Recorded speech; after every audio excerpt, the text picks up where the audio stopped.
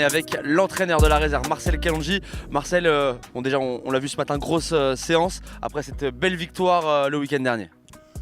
Oui, on était sur une deuxième séance de reprise aujourd'hui. Les garçons étaient sérieux et très impliqués pour pouvoir bien commencer cette semaine de travail. Bon, revenons sur le match de ce week-end. Une victoire, on enchaîne avec le groupe réserve, que des victoires pour le moment. On sait qu'on est dans un championnat où on est attendu tous les week-ends.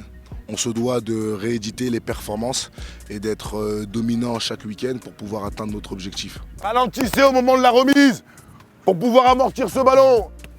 Et comme ça, on s'applique sur notre première touche. Si la première touche réussit, c'est parfait pour enchaîner. Tu l'as dit, il y a un objectif très clair qui a été posé par le directeur sportif du club, Mathieu Bonnemer. C'est une montée obligatoire pour ton groupe. Comment ils le vivent eux aussi au quotidien, cette pression qui n'est peut-être pas habituelle pour un groupe réserve? La pression, ils la vivent plutôt bien parce qu'ils sont conscients des objectifs qui a été fixés par la direction. Ils ont tous des objectifs individuels qui est d'intégrer le groupe professionnel à l'entraînement ou en match de compétition. Donc ils se doivent d'être dominants en compétition pour pouvoir aspirer, espérer un jour aussi intégrer le groupe d'entraînement de Didier Digard. Et on l'a vu ce week-end avec les pros, avec ce match contre l'Orient. Et la rentrée en jeu, la grande première pour Enzo Kofi, ça doit aussi leur donner beaucoup de motivation de voir que voilà, ça marche. Effectivement, c'est un élément supplémentaire pour eux.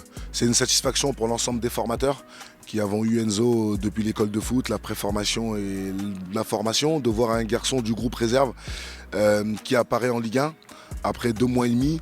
Ça montre que les passerelles entre la formation et le groupe professionnel continuent au sein du centre de formation et leur objectif c'est de le suivre et c'est d'en amener encore plus dans les prochaines semaines, les prochains mois à fouler la pelouse du stade Océane ou un autre stade de Ligue 1. Tu es à ma droite, tous ceux qui sont vissés, vous mettez à la gauche. Tu avais une mauvaise prise d'appui pour pouvoir t'orienter à chaque fois. Tu as glissé 2-3 fois sur du jeu combiné intérieur. Les gars, en fait, c'est votre outil de travail.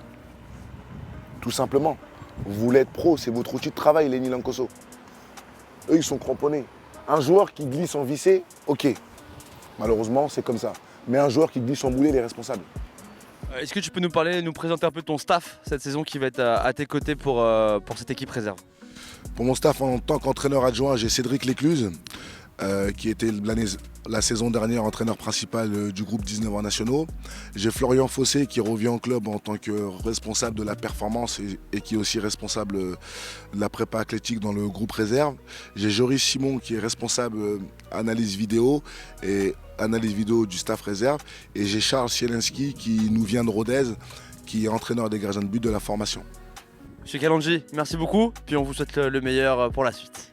Merci beaucoup.